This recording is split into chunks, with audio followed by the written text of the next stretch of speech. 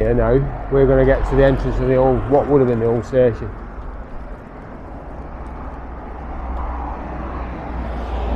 There should be a pub.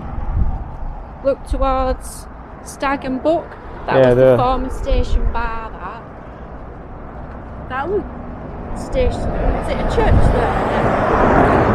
Yeah, but it's like there's a chapel or something. There's the Stag and Buck. Yeah, well that used to be the station bar. So that pub, yeah, in the distance, the Stag and Buck, according to the information we've got, was the old station bar.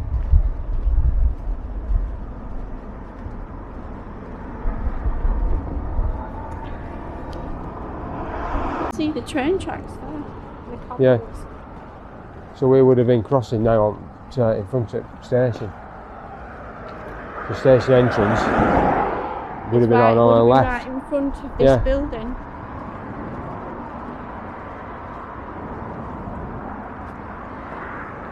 So that's the station entrance there.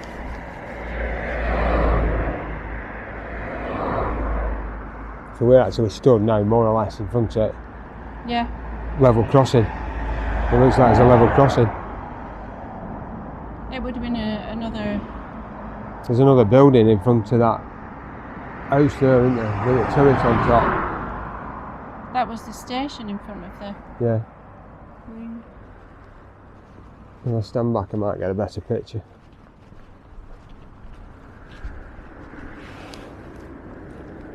Yeah, that's better. So you can get a better idea of it now for an image. It says the cramped location made it awkward to operate, but is very convenient for passengers accessing the town and for onward connections by boat and in later years by bus.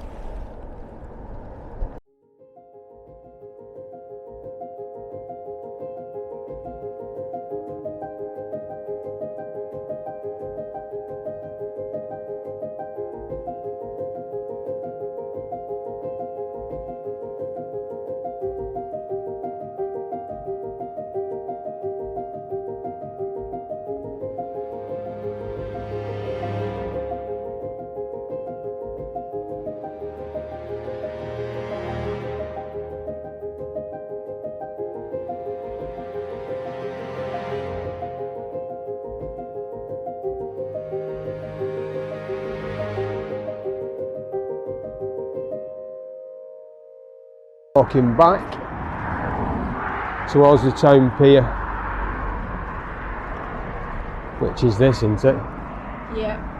Pier was built in the early 19th century before the railway was even thought of. It was constructed of large granite blocks and laid out in an L shape. Yeah. It's used by a restaurant now. Yeah.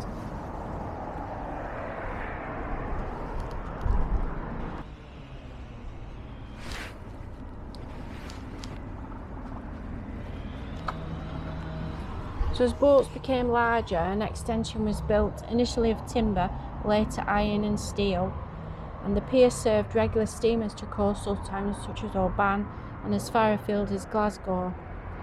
Tourist trips have always been popular, and you can still take pleasure cruises from here in summer. In 1958, Queen Elizabeth used this pier when she visited Fort William with the Royal Yacht Britannia. The track through the old station's platform 1 continued along the sea wall beyond the station, ending at 2 sidings which served this, which is the new pier. This private pier was built of concrete and rubble by local distiller Donald P. MacDonald to bring in raw materials for the distilling process and carried finished whisky to market. MacDonald later sold it to the West Highland Railway, and it's sometimes referred to as the Railway Pier. Ladders down, do you think, on that? There's 2 pieces there. Yeah, they look like rails, don't they? There's yeah. They would have held the timber in. Right. Yeah, because if you look on this end, you can see them next to the timbers. Yeah. Look, them sticky up things are.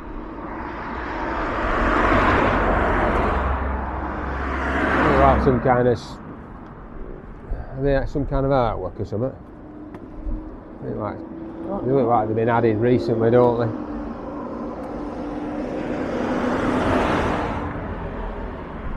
Oh yeah, because that looks like it had a railing on, you think? Yeah, that would have had a railing, wouldn't it, going all the way around.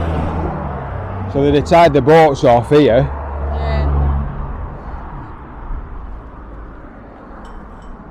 Big piece of chain down there. Oh, it's even worse for coming than this side. Yeah, it's not good, is it? Look at that. Don't you reckon that's holding that? Possibly, yeah. Then pontoons. Keeping them stable. Yeah, maybe. It said it were only built though with rubble, didn't it? You can see Concrete. The private bay was built of concrete and rubble, yeah. Yeah. Well, it obviously weren't made to last, were it? No, not really.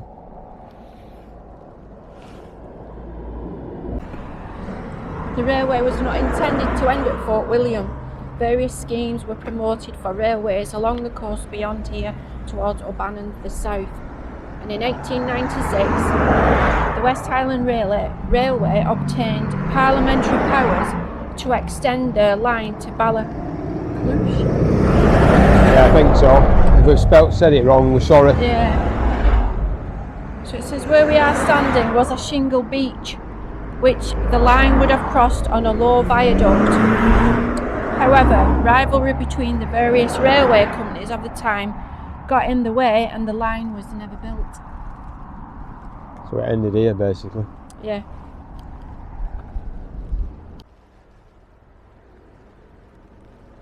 So in theory it should have come this way, but it didn't.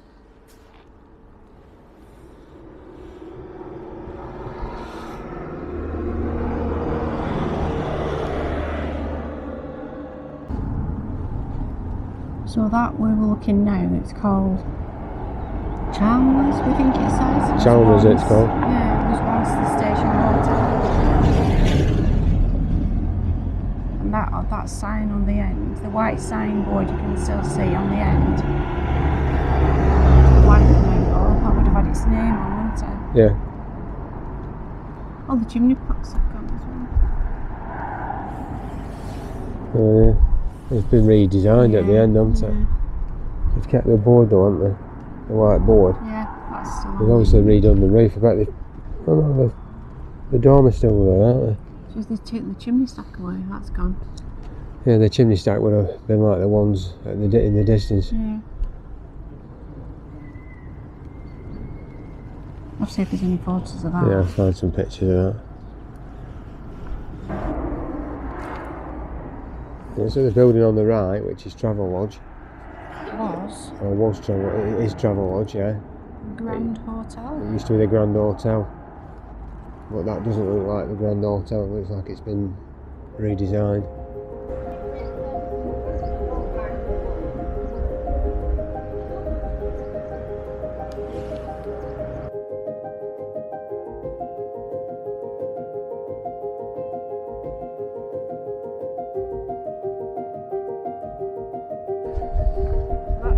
Station Hotel, sorry.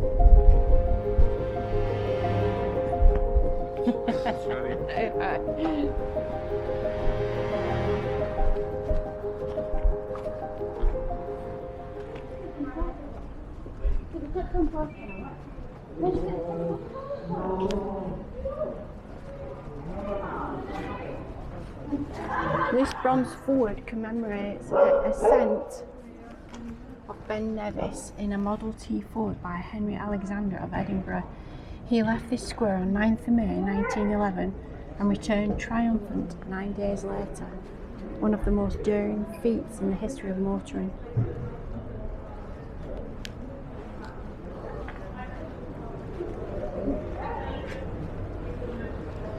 And then in May 2011, 77, I assume that means people, carried the components of the 1911 car to the summit, where they assembled it in a snowstorm. The car that was used as a template for this bronze sculpture cast at Powder Hall Bronze Limited, Edinburgh in 2018.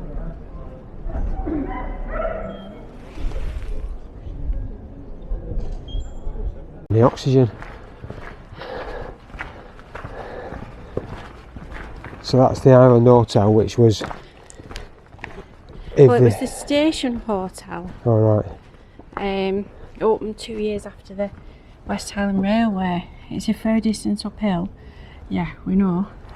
From the station itself, because the hotel was intended to serve a separate high-level station planned by the Callander and Oban Railway, because the Callander and Oban never reached Fort William, so the new station was never built. Right. A horse and cart conveyed passengers between the hotel and the West Highland Railway station, and it's later been renamed the Highland Hotel.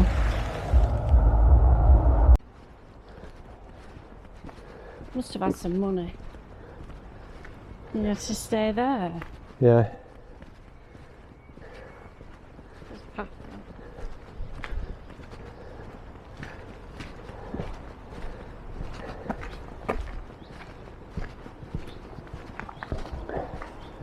That's posh, isn't it? That is nice. Just think, you look out your window and you've got that. Yeah.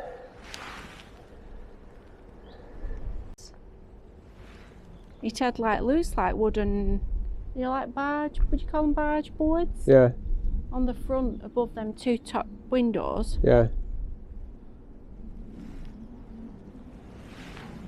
But everything else when you look is the same. Let's see if we can find a picture of it Yeah. and drop it in. Directly in front of us there is Travel Lodge, Right. and on the other side was the station hotel. Oh yeah, you can just see there. So the station was actually where you can see the turret on that building, that yellow building. Yeah.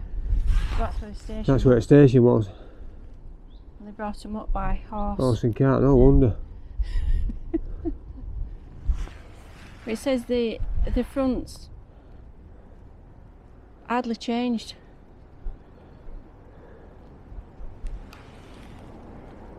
It's are the same ones. Them are the original gates. Oh, that's good, isn't it? And the gate posts as well. Yeah. But them railings aren't going up. There was no railings on the steps. That'll be health and safety then. Yeah. We're going back down these knee breakers. And that's, yeah, we should end up near the museum, which we've just done, haven't we? Yeah.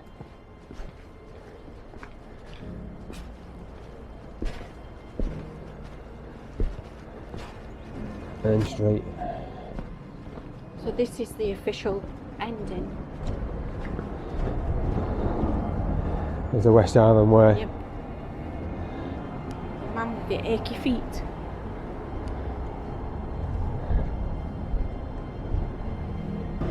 So we would now be going into the station, wouldn't we? Yeah.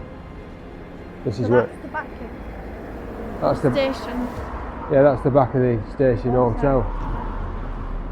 We said them looked like something we'd Yeah, done they there. did. Like, they've all been bricked up, haven't they? Yeah.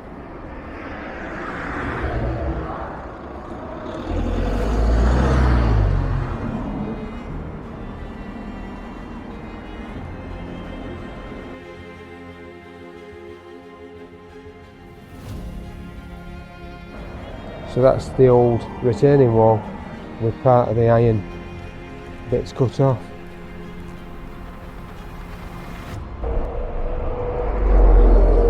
So that's what's left of the old fence. Just about make it out there. And the footers. So over them railings was the 3-armed semaphore horn signal, and 100 yards beyond was the platform end crossing. So that's down there.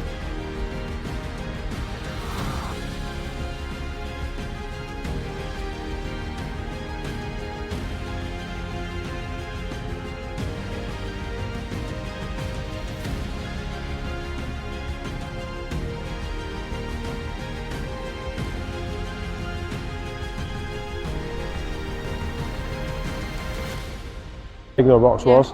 Yeah. Outside the Imperial was the signal box, which controlled all the movements into and out of the tightly constrained station.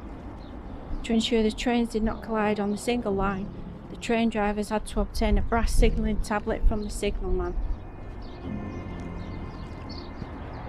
And there's no sign of it whatsoever. But this was here, that Imperial Hotel, and it was right outside of it. Right, so it's definitely out here then. Yeah.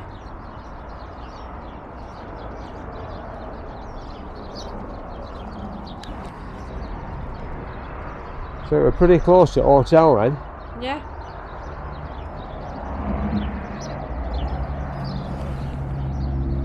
Which is It looks like if you look here, it's like the fisherman's crossing into Yeah. here. So there was a crossing here. A rough boarded fisherman's crossing. Rough boarded. give access to the cinder path and to a boat slip used by the local fishermen. Unusually, the crossing had no gates, but this was not considered dangerous, being so close to the watchful eye of the signalman. So this level crossing was gated, and it allowed road vehicles to reach the engine shed sidings and coal yard. Pedestrians could also reach the cinder path along the foreshore. A loud clanging bell warned users that a train was approaching, while forwarding gates closed off the level crossing while the train passed. So I'm now approaching what would have been the level crossing and walking probably what would have been the track bed.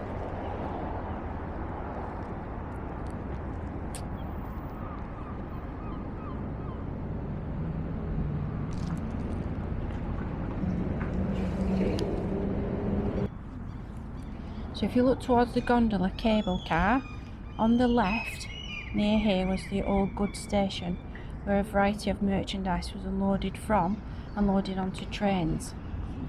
When the West Highland line first opened, there was a goods shed on the opposite, north side of the railway.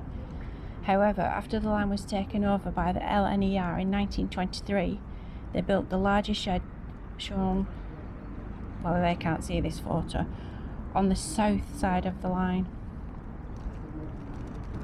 So where the Nevis Sport is, it was the goods station with the parade garage in front. Both buildings have been since demolished, and the road has been pedestrianised, so the scene looks very different now. However, the curve in the edge is unchanged, providing a good reference for historic image. So it must curve round. Right, we'll go and have a look then.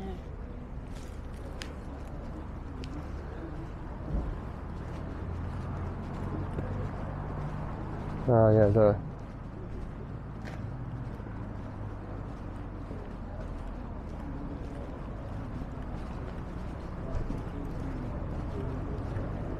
So it would have been more or less in front of us then. Yeah. Was there a garage there as well, so I'm not sure which was which, if you know. Yeah, no, I'll have to have a look then, won't we? So that's the end of the trail, and we hope you've enjoyed it and found it interesting. So until next time, see ya.